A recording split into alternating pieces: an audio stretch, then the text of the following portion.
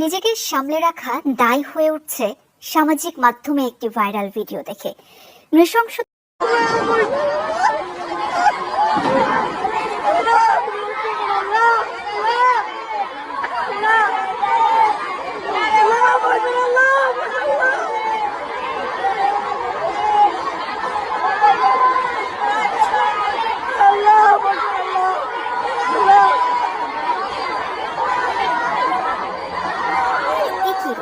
এও কি সম্ভব? দেশের নাগরিকদের মেরে এভাবে স্তূপ করে তারপর ভ্যানে আগুন ধরিয়ে লাশ নিশ্চিহ্ন করা যায় শুধু ক্ষমতা আর ক্ষমতার পাহারাদারিত্বের জন্য। ঘটনাটি আশুলিয়ার।